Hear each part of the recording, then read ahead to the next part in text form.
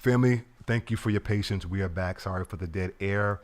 But we are here live in the studio with my second guest in the person of, and I'm going to actually let him say his name because I know I've been butchering it all day. I think I have. And how do you say your name, sir? First of all, I'm honored to be here today. Thank you very much for having me, Mr. Hobbs. Of course. Saeed Abdi Kareem. Abdi Kareem. Yes, sir. Okay. Like Kareem Abdul-Jabbar. Okay, that works. Okay. Yes, sir. Beautiful. So, one, thank you for your time. Thank you for, you are running for District 7 City Councilor. So, for our listening and viewing audience who may not know you, I know you have run for at-large City Councilor, I believe. When was that? 2021. Okay. And now you are running for District 7. Yes. So, one, who is Saeed You got it, Abdi Kareem. Abdul Kareem? Thank you very much. It's an honor to be here on Boston Praise Radio. Thank you very much for having me. I am a black man who has lived in the city of Boston for about 30 years. I'm a father, a husband, and a current resident of District 7.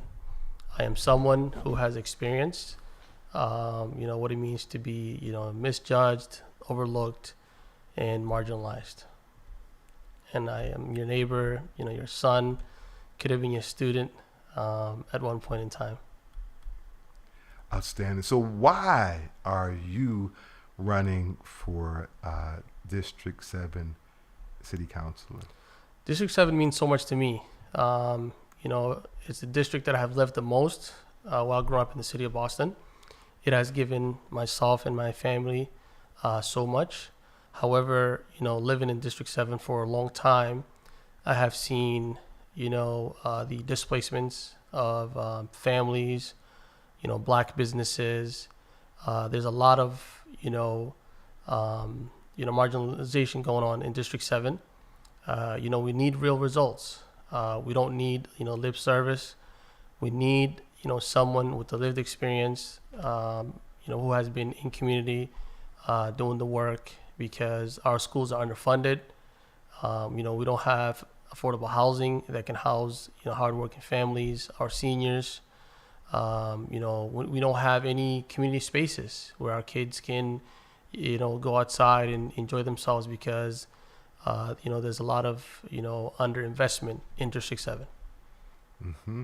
So I'm here at your webpage, and for those who want to learn more about you and your campaign, what is your website that they could go to? VoteAbdikareem.com, one word. Abdi Kareem is my last name, so VoteAbdikareem.com. Okay. Yes. So here it says meet Saeed Abdi Kareem. Abdi Kareem. Yes, Bear sir. with me. 30 years ago, in the heart of District 7, was known as the Kid with the long name. Over time, he affectionately became known as, quote, the Orange Shirt Man, unquote, a nickname tied to the first shirt he received upon arriving in Boston. The bright orange shirt came to symbolize not just a fresh start, but the promise and opportunity he found and now fights to protect in the community he calls home. For over 30 years, he's proudly called District 7 and Boston home. He is a devoted husband, a committed father, and a graduate of Boston Public Schools, as well as the eldest of 10 siblings. I can empathize. I am one of 13 siblings. Wow. 2 have passed, so I'm one of 11. I have 10 living siblings, so and I'm the firstborn son. So I hear you, and I appreciate where it says a role that has shaped your sense of responsibility from a young age. Growing up, You got Abdi Kareem. Abdi Kareem. Yes. Abdi Kareem faced the hardships of poverty, cycling through 4 Boston public housing developments. Wow. And multiple Boston public school systems. Along the way, he lost friends to gun violence, substance use, and the failures of the criminal justice system. I call it the criminal punishment system. The experiences continue to fuel his fight for equity and community healing. Yet, Abdi Kareem transformed his trauma into strength, finding refuge in community centers, art classes, parks, playgrounds. These public spaces offered more than escape. They ignited an imagination and shaped a vision for a better future, one he remains determined to realize for himself and all of District 7. So I want to talk a little bit more about about that. Again, I can empathize with the responsibility and struggle of being, an elder boy in particular of a large family. Talk a little bit about that, how that has shaped you as you feel from a young age to be prepared for this position, and even your experiences of the hardship of poverty and cycling through the Boston public school systems and housing developments. Talk about that. Yeah, we grew up very poor throughout the city of Boston and different Boston public housing developments. Yep. And being the oldest, as you can imagine, especially the oldest boy, Yes. it took a lot of toll on me, to be honest. At times I would be in my room, crying to myself and trying to figure things out because, Sure. I can see my parents, day in and day out struggling to make ends meet. Sure. And one of the biggest issues, obviously coming from a large family, is being able to find, affordable housing that was big enough for the family. That's why, we bounced around, in different parts of the city, trying to find, that space. You have your parents, at times working 2 to 3 jobs just to put food on the table, to be able to pay rent. So I started working at the age of 13, selling newspapers in different corners of District 7, different corners of the city of Boston. And back then, this was like when the newspaper was like 50 cents, So whatever I made, I would, bring it to my parents so they can, add it to the bills, etc. But also at the same time, even though it was hard having to take on this responsibility, it sort of, made me, a man at an early age to realize that, no matter what, you have to step up, to fill that void. And then at the same time, it taught me advocacy, being able to advocate for your family. I was able to advocate for different issues that were going on in District 7. I lost friends, 2 to gun violence here in the city of Boston, and 2 to substance abuse. And I found refuge in community centers like the Madison Park, Tobin. Shout out to Coach Dennis Wilson and Mr. John Jackson, who endorsed my campaign. They sort of like took me under their wing. And, they sort of made me feel like, I had people that I can talk to about my issues, community centers that were open to me, that were very, very welcoming. That's why I'm very big on community spaces, because I think it was like 2 years ago, the parks in Back Bay got maybe $60 million to renovate them, when District 7 maybe got less than, $8 million. And that's not fair, because District 7 is the heart of Boston. Not because geographically we're at the center, but because of the diversity of the people, our resilience. That's why I say that we need real investment, because I'm someone who actually lived these experiences and I can see the issues. And I've been in the community doing the work as a nonprofit executive, advocating for the district. That's why I'm here today, running for this office. So the nonprofit executive, what nonprofit is that? So I worked with, it's called Acedone. They're located in John Elliott Square. Primarily, the nonprofit initially was started to help people that were from the immigrant community. However, over the past 25 years, we expanded, helping anybody that lived in the district, especially when COVID happened. We helped a lot of Black businesses, that were dealing with, the risk of closing down. Ayanna Pressley, our wonderful Congresswoman, gave us $643,000 to help Black businesses in Union Square. We were able to use that money to help these businesses stay afloat, to advocate for them if they needed any, grant funding, technical assistance, manpower. So we've been operating out of John Elliott Square for, I think, 25 years now. So, yep. So your capacity in that nonprofit is? I was the Director of Policy Advocacy and Civic Engagement. Okay. Primarily, I advocated at the city and the state level for things that primarily mattered to the district in terms of small business support, affordable housing, and also after-school quality programming. After some tough fights, with the city, the mayor was able to award us some land to develop and to use that land for affordable housing right here in Dorchester, Erie, and Glenway. All right. That's Yes. amazing. Yep. That's amazing. With that said, so currently is your capacity still? No, I resigned. You resign. Yes, because I'm running for District 7. Okay. Yes. So should you get District 7, obviously, then will that organization still continue and you'll have relationship with that entity, or how will? Yes. So, and we partnered with other organizations, from the district and the city of Boston. Obviously, I have a good pool of network with local organizations. And if I get the opportunity to serve the people of District 7, we're going to work with different organizations in terms of, in the space of affordable housing, education. One of the other big things that we did was mental health services. Great. Because I know, especially for Black men, Sure. there's a lot of mental health trauma, Sure. something I personally experienced. Yep. I remember as a kid, I used to hide things, but now as I got older and I became a father, I'm trying to tell my kids it's okay to cry. It's okay to talk about your issues. Mm-hmm. It's okay that if you go through some things, just, open up to me, Mm-hmm. your mother or someone that your friend, people out there to help you. So one of the biggest things we did was in the mental health space, helping people. That's amazing. It's amazing. So if you should not get the position, will you be able to return in the capacity of the nonprofit organization? I would hope so. Okay. I'm not going to sit here and say that I'm going to return to the same organizations. Another organization can call me and say, come work with us. Okay. But prior to working in the nonprofit, I'd like to mention that I'm an engineer by trade. Okay. I worked in the engineering field for about computer science for about 20 years. Mm-hmm. And I reached a point in life where I realized sitting behind a computer, I was not making a difference in society. And one day I told my wife, I'm going to get into nonprofit and I'm going to make a difference in this world. And this is something I wouldn't do, public service, for the rest of my life. So I would work with any organization that, locally is helping folks in District 7 and the city of Boston as a whole. So let me go here quick. So you have children, and your children's ages are?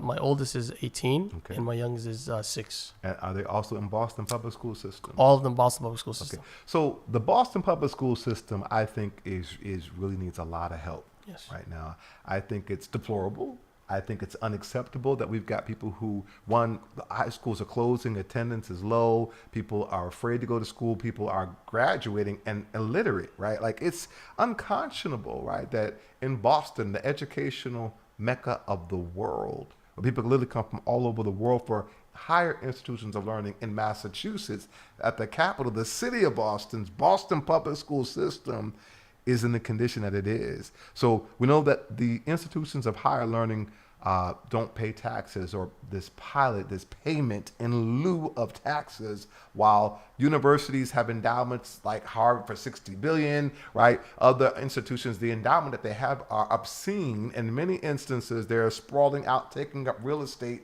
throughout the city, and people who live here are not able to attend these same institutions that are in their community as they're being gentrified out. So what would you do, and what would your push be to hold accountable, one, the institutions of higher learning to do more in terms of payment to giving back in the communities that they're receiving so much from, and people from all across the world are actually coming, and now they're building housing to keep them here as opposed to people who live here. Yes.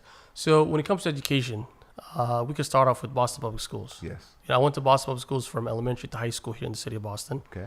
And the biggest issue Yep. that I see with Boston Public Schools is we need an elected school committee. We have to have one. Okay. Because the thing is, we need people from the community Yep. that are from here Yep. dictating what our student needs. Okay. We can't have someone be appointed Right. to the school committee. Right. And I say this with all due respect. Sure. There's a lot of qualified people that are, being elected. However, you have to give the neighbors, the people from the city, an opportunity to run for this position.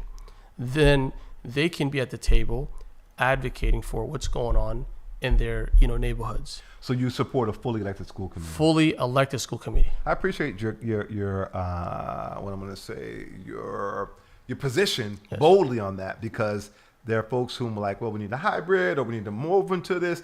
First of all, people have overwhelmingly spoke in the city of Boston. Yes. There was a referendum, and overwhelming, Yes. the residents have spoken that they want a fully elected school committee. We're the only Big city, one of the big cities that in don't the Commonwealth Yeah. that doesn't have a fully elected school committee. Yes. Right.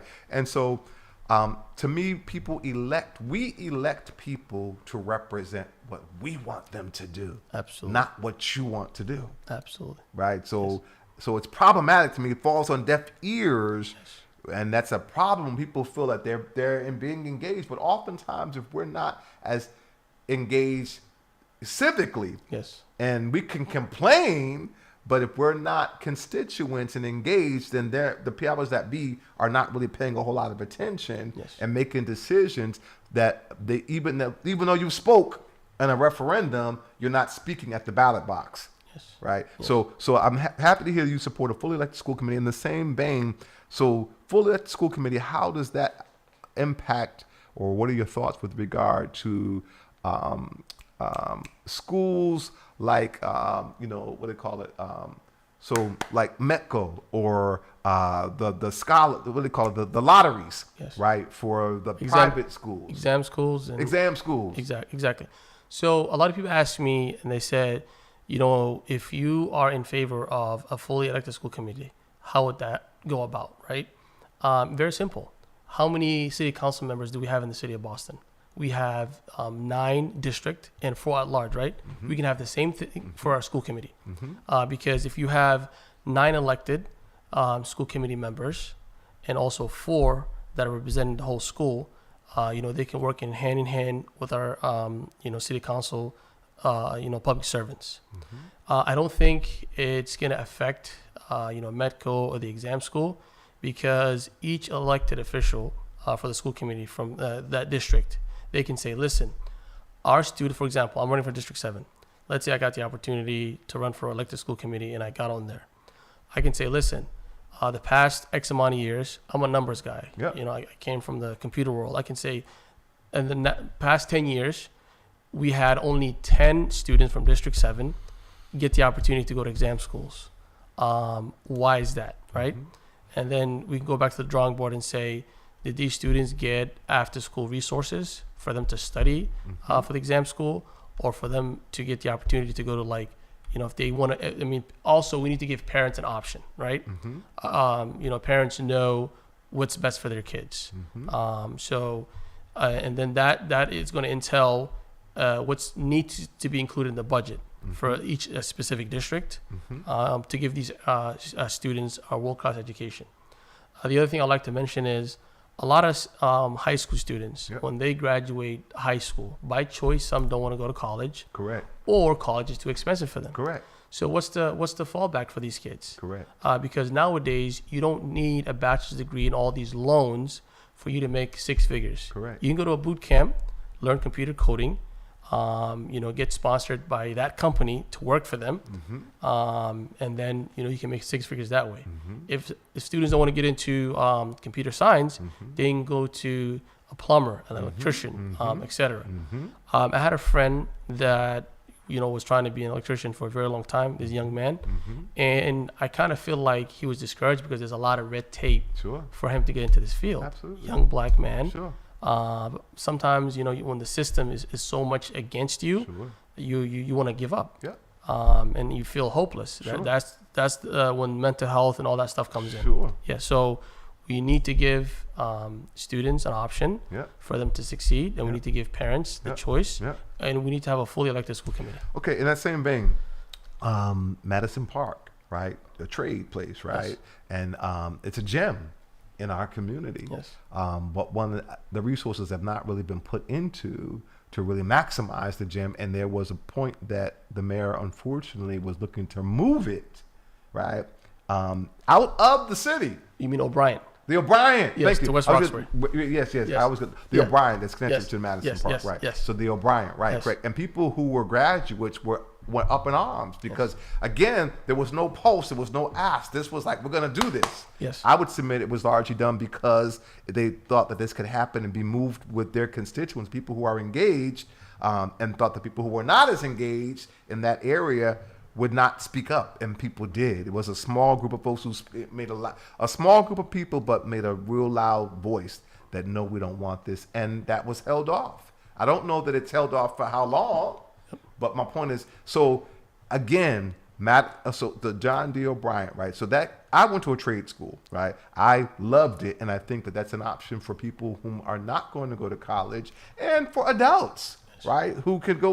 We have people at our vocational school. Adults could go to it at night, right? Yes. When the students aren't there. So again, it's a resource that is underutilized and underinvested into. So so what is your sense with regard to the John D. O'Brien and technical opportunities? And I'll say in that same vein, even supplemental things like T. Michael Thomas and the People's Academy, a coppersmith. Are you familiar with him? Yes. Okay. So are those things that you would support in affording more opportunities for people? With T. Michael Thomas, this is people directly who are incarcerated, coming out of incarceration, being housed, being trained to make a living wage and participate in the building boom here in the city of Boston. Yes. So if I can touch on the John D. O'Brien, yes, I was totally against that. Okay. To move it to West Roxbury. Yep. Because we have to be very intentional. Yes. When we're enacting policies. Yes. And the John D. O'Brien is in the center of our neighborhood. Yes. It's a gem school. Yes. That has been serving the neighborhood for as long as I can remember, the 30 years that I've been here, yes, and longer. Yes. So just to say to move it without any community consultation, without Correct. input, Correct. I think it was a very bad move on the mayor's part. Yes. And I'm glad the community stood up. Yes. And they put an end to that. Yes. And I hope that we can continue to keep the John D. O'Brien in Roxbury, mm-hmm, exactly where it is. Mm-hmm. When it comes to trade schools, I'm going to be very frank and very intentional about this. Yes. If you look at, predominantly people that are in trade schools Yep. are white people, Yep. especially white men, Correct. right? Yes. So I asked myself, is this by design? I think I'm going to give it a benefit of the doubt. Some is by design, right? Because when I go to, white neighborhoods that are part of the district and I'm talking to them about things like this, they do ask some valid questions in terms of, does the black, community or the brown community actually need trade schools? Are they knowledgeable in it? And I said, of course they need trade schools. However, if there's a lot of red tape and there's a lot of bureaucracy, nobody's just going to come and waste their time. So we need to support black-run, organizations like Mr. Thomas you just mentioned. Yes. In terms of the trade field. Yes. And we need to we need to provide educational services in this space. Mm-hmm. We need to be in our high schools and even start early, be in middle schools, mm-hmm, because kids are able to grasp knowledge mm-hmm, at an early age. mm-hmm, One of the things that I always talk about, I speak several languages. mm-hmm, I tell folks, if you even start in middle school and we start introducing students to robotics, mm-hmm, how to be an electrician, mm-hmm, etc. mm-hmm. It might, raise a light bulb in their head and say, oh, I like this. Sure. Maybe this is something I want to do. Sure. So in our part, what we can do as a community, as black people, is be more vocal, support local nonprofits, mm-hmm, support our educators that deal in this space, whether it's in trade school or technology. And I'm sort of happy that Benjamin Franklin is moving into right off Harrison Avenue. mm-hmm. I think off Harrison and Euclid, I think that the new campus. Okay.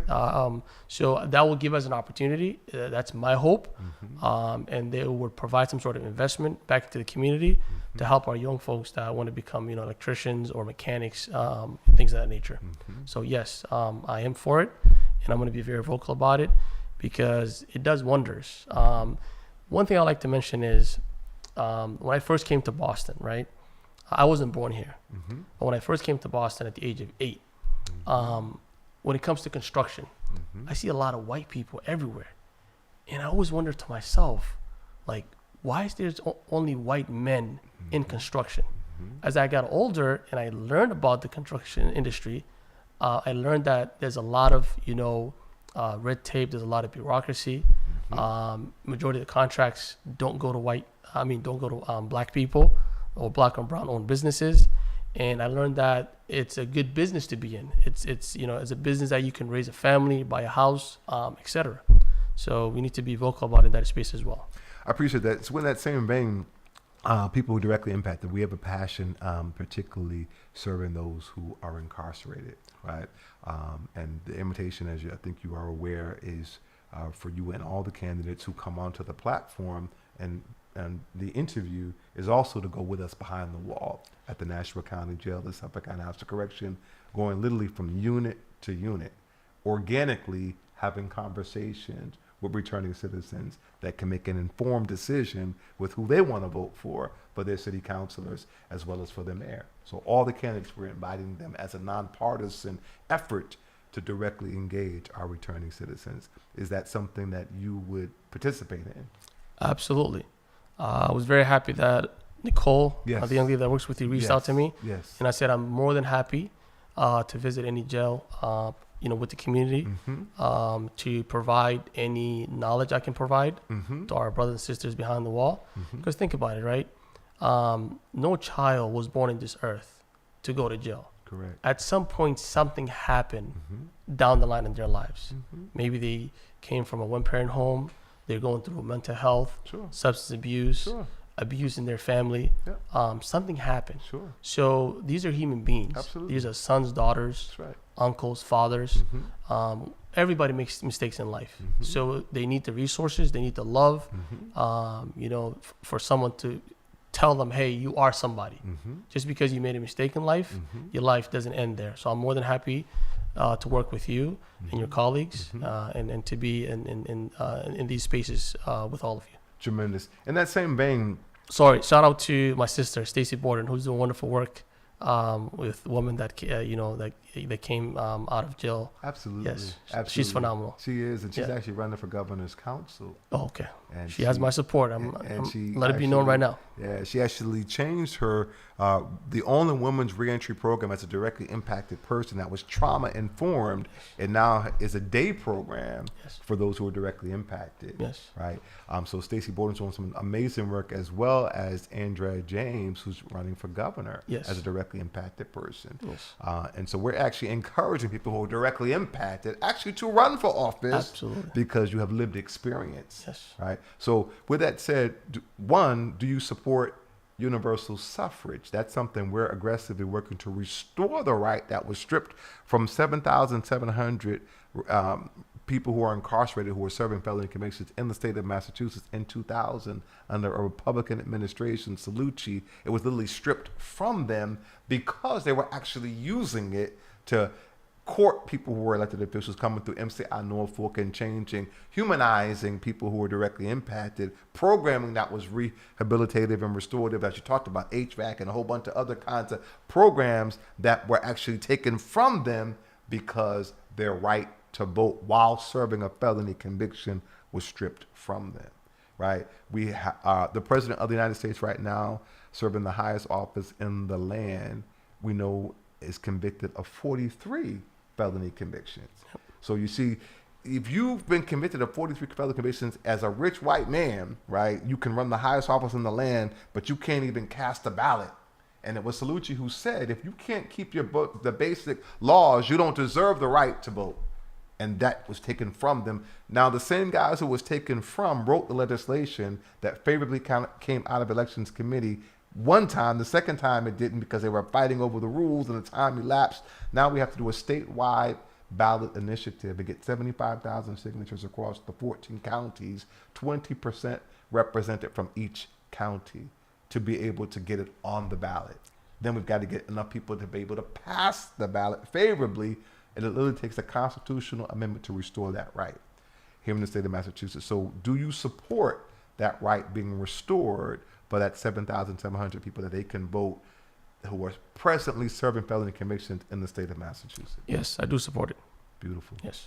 Beautiful. Do you also support us building infrastructure and capacity? Because one of the things we're doing at the Suffolk County that we're not afforded to do in any other county, but is bringing people in and building that infrastructure to do education, that people, we have reimagining democracy reflection circles that we talk about beyond just casting your ballot, how you exercise your voice, right? Understanding different models of governance, understanding the Underground Railroad and some of the history that we've done to be able to liberate systematic oppression, right? Land acknowledgement, labor acknowledgements, all these other kind of things that give a context of movement work that's really abolitionist and innovative. So is that something we're trying to build a robust model in the Suffolk County to then replicate across the Commonwealth that though you have the right to vote, the infrastructure is in place for you to actually exercise that right and to do that intelligently. Is that something you also support? Absolutely. I would like to add some of the greatest minds spent some time in prison. Absolutely. For example, if you want to go international, Nelson Mandela, Yes. 20 years. Yes. He came out, liberated his people, Absolutely. became president of South Africa. Correct. Here in the United States, we have great African American brothers and sisters. Some of them went on to become great lawyers. Yes. Right? Yes. So yes, absolutely, we need to provide the services for people behind those walls, and also we need to create that data. Yes, it's something I would support. Beautiful. And that same vein, one of the things that I think I shared with Wild before you, and I'll share with you, that we have a vision being Healing Our Land and the Democracy Behind Bars Coalition, and a movement of people whom are really trying to create no entry into incarceral settings and then re-entry successfully into society, and repurposing even houses of correction, all right, that are rehabilitative, right? But one of the things we want to do is really train returning citizens with the skill set to participate in the building movement, as we said, coppersmiths and all the things that it takes to build buildings, right, and make a living wage, but to build literally a 5-star hotel in the inner city by returning citizens. So they talk about restorative justice. If you've taken from the community, but say it was drug dealing or whatever you did to make some money, and you serve time, but you want to give back, and you want to give back by building an economic engine and an institution and some real estate that you can feel some ownership in, you help to build. And a block of rooms for some returning citizens to actually live there, and have an individual plan for each of them that's long-term for them to become entrepreneurs and homeowners and mental health and family reunification and everything that it takes for them to thrive and not just to survive. And then once you are sustained and you are thriving, all you have to do now is give back and reinvest into this movement, and then we can replicate that like a franchise. Yes. So is that something that you would support? Absolutely. I want to mention something, and I hope this brother's okay with me saying his name. Sure. I had an idea to help people behind those walls. Yes. I went to Brother Conan Harris. Yes. Probably a year ago. Yes. So I had two ideas. One was to help the brothers and sisters that are serving time Yes. to build their credit. Because when they come out, Mm-hmm. if they have a good credit, Yes. they can start a business. Correct. Or they can buy a house. Correct. The second idea I had was there's a lot of talented people Sure. behind those walls. Yes. So I was like, you know what? Maybe I can create a media company that would go into these, prisons. We have talented comedians. We have talented actors. Create social media websites for them. Mm-hmm. So imagine, let's say, like someone's doing 5 years, Mm-hmm. and we go in there maybe once a week, Mm-hmm. and then we record their talent. Mm-hmm. Maybe they're doing a comedy show Mm-hmm. within the prisons, Mm-hmm. and their social media by the time they come out could have 200,000 followers. Absolutely. And they can capitalize on Monetize that, yeah. and monetize that, make money off of Yeah. it. Also use it for good work Yeah. to talk about their experiences of being behind the walls. I love it. And yeah, he really liked the idea. So I really love that idea. And Stacey Borden, one of the things she has in her day program is like a podcast. Like, right, there's so many places that you have a voice, and it's therapeutic. Yes. Right. And Yes. it's also helping people Yep. because your experience is able to help other folks not go that way, or if you're that way, help them to know how you survived it to get out of that. Yes. So I love that concept. One of the things we're having conversations. I'm part of something called the Leadership Academy with Stacey Borden and New Beginnings, right? And they virtually go behind the wall at MCI Shirley every Monday night. And then every Tuesday night, virtually behind the wall at Boston Pre-Release. We've just done a whole cohort. We're getting ready to do another one. We're getting ready to also expand that to MCI Norfolk, right? So virtually, we have the opportunity to go behind the wall and engage and start planning with our returning citizens how you journal, how you plan short-term and long-term, and you've got a whole community that's going to support you while you're there and upon coming out, right? But so, and one of the things that we're endeavoring to do as is people. We're hearing people who want to work, right? Who are behind the wall. Some are serving natural life. Others of them are not, but they're saying we want to work while we're behind the wall. If they're doing, some of them are HVAC people and they're plumbers and they're doing different things, but they're not able to really contribute to sustaining themselves or their family, just being able to be subjected and work and get peanuts, literally $1 a day or a week. It's like ridiculous what they get paid. So to be able to advocate for them to be able to have these kinds of use their skills, whether it's media, whether it's whatever it is, but that you can be employed while you're incarcerated, contributing to your rehabilitation and not just drawing on taxpayers' dollars, right? So we're hearing that, right, that this is what people want to do. People who are serving natural life, some of them, in addition, are who are from other countries, we're hearing want to create a whole panel of reentry and to be able to put together a whole package that we want to communicate to the governor, that they actually they want to appeal to the governor's council to have commutations that will facilitate them self-deporting to their respective home countries, as opposed to, again, being a drain. All right, you're in there for natural life, right? But this is not your home. Right? And so you can call up with ICE, they can snatch you up, but here's people who are saying, we want to go work with our respective consulates of our respective countries, and we want to go back, self-deport, but do it via commutation. Some of them have already served some time, and that should be toward their time, but we're trying to advocate for that, and we're hearing that loud and clear. Senator Wilkerson was actually on one of the calls. She's one of the facilitators of the training, and she said, I have never heard that in my life. Anyone wanting to self-deport who's actually incarcerated. But it's a brilliant, that doesn't apply for everybody, but there's a population, and they said there's a bunch of them who they know who are putting together this panel and this proposal to encourage, to ask if they could be commuted to their respective home countries and serve out their time or whatever in their countries, as opposed to in carceral settings in the Department of Correction. Is that something that you would support? Absolutely. And think about it, right? From a money perspective, you're saving a lot of money to the taxpayers, because to house people, you need the guards, you need health services for them. So if someone is requesting to be transferred to their home country, we should allow them and give them that opportunity, right? The other thing I wanted to mention is when I worked in the tech field, there were a lot of Indians that came from India to work in some of the companies that I worked for. It requires visa processing, requires a lot of money.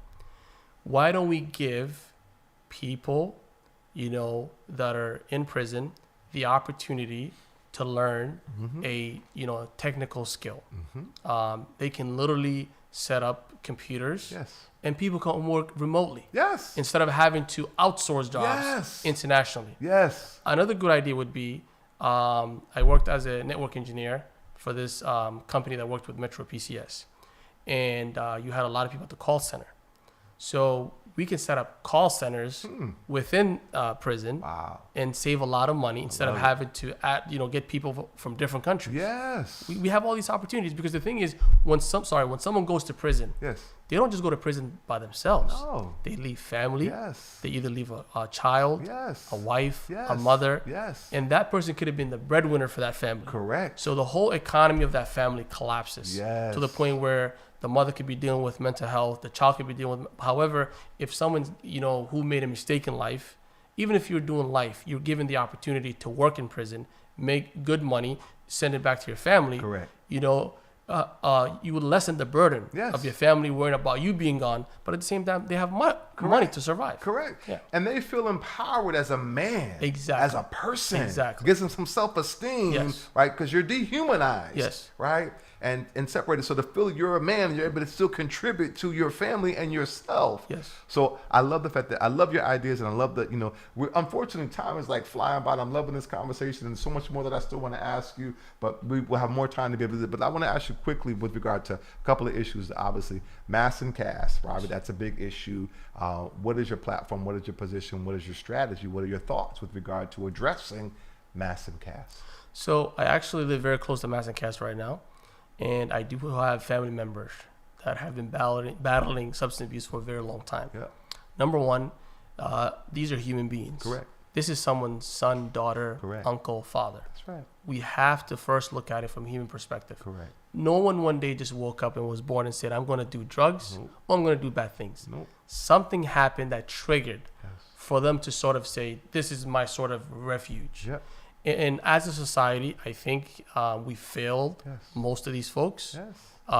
If we're an organization, if we're an elected official, Yeah. if we're a community member, Yeah. because we need to have preemptive measures Yeah. to I'm going to add if we're people of faith, but go ahead. exactly Let me add them too to the equation. people face absolutely. Mm-hmm. We need to at an early age Yes. start in school, like elementary school, middle school, high school, Mm-hmm. to educate people, our Yes. kids, Yes. about the effects of drugs, about the effects of peer pressure, and our schools also failed a lot of our students because students will come to school and they have an issue. Yeah. They want to express themselves. Yeah. We don't have social workers No. that speak different languages. Yeah. We don't have social workers from the neighborhood Yeah. that actually either experience themselves or have family members that are going through these issues, because how many days our kids spend in school? 5 days, 8 hours a day? Yeah. That's like their whole life, predominantly from elementary to high school. Sure. Half of their life they spend in school. Sure. So we need to have social workers, guidance counselors that are able to detect if there's something going on.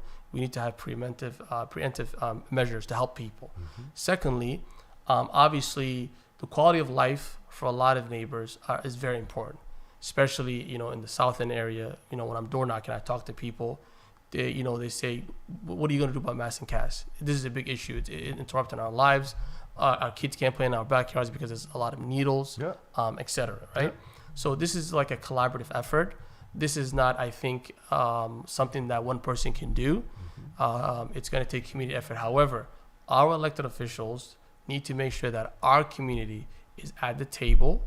Our doctors, our social workers, our teachers, our parents, our students, providing feedback on how we can solve the mass incast issue, right?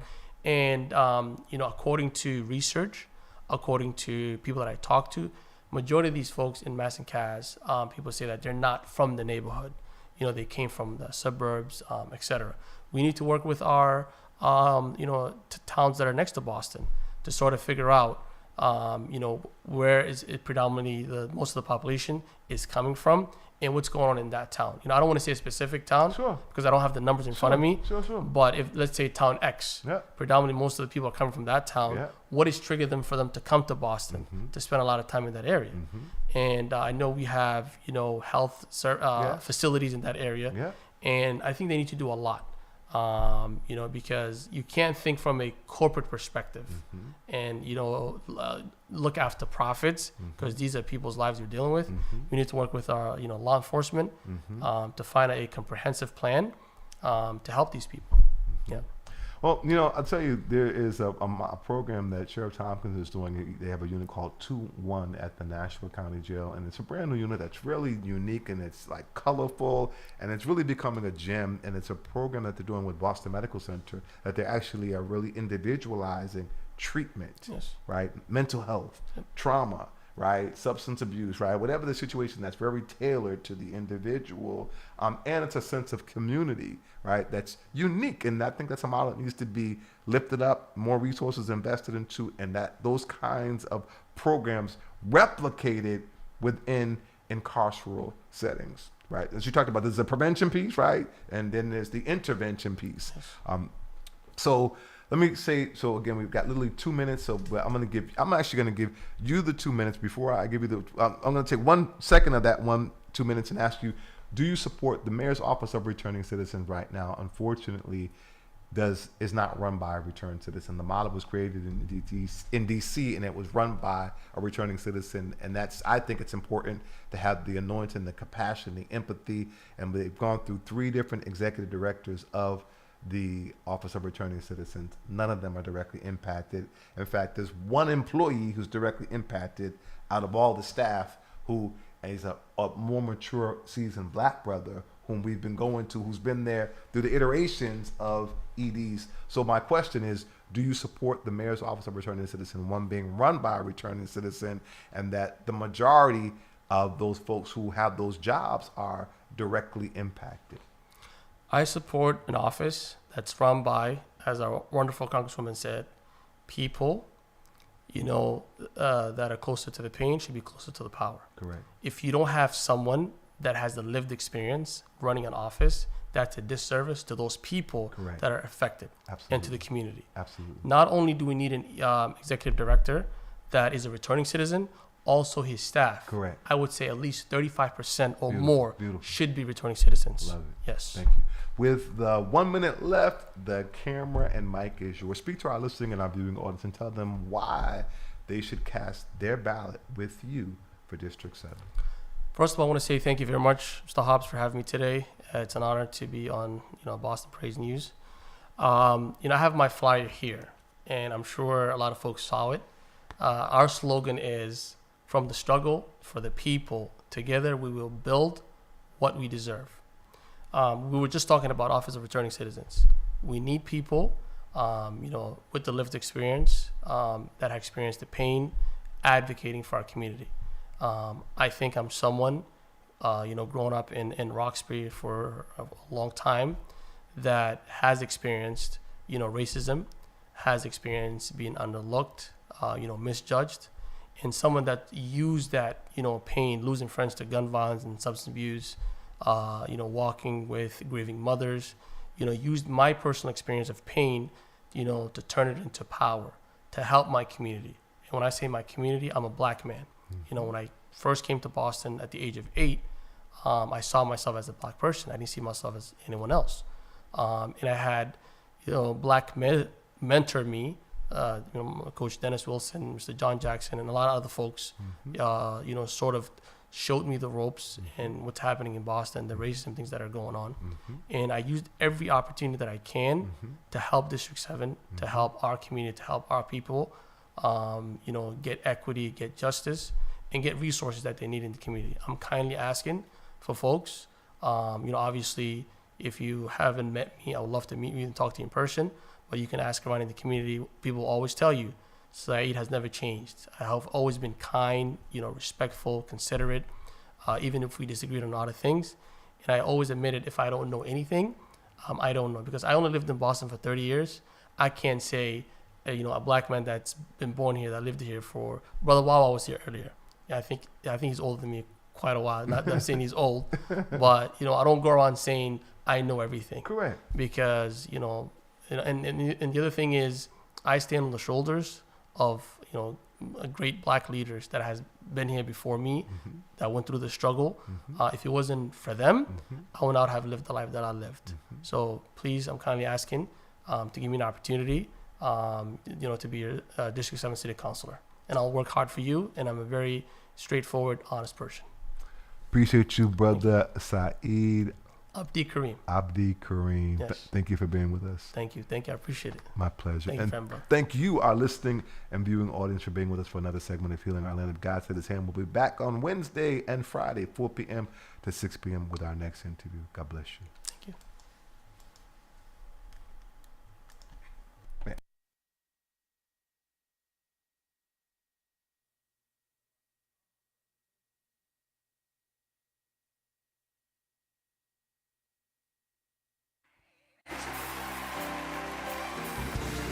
Radio, the voice of the church in New England. The views and opinions expressed by the following paid program are those of the program producers, and they do not reflect the views and opinion of Boston Praise Radio, its staff, or management. Hi, this is Mike D of the UA7 Gospel Countdown, Urban America's 7 biggest current songs and more. Join us in fellowship with our broadcast on www.bostonpraiseradio.tv, Roku TV, and WBPG 102.9 FM radio. These TV and radio networks are all coming out of Boston. Radio and TV that cares about Boston and beyond. This is yours sincerely, Mike D of the UA7 Gospel Countdown. Tune in and be blessed. This is Renee Wise, station manager for the Boston Praise Radio and TV network of 30 Radio TV.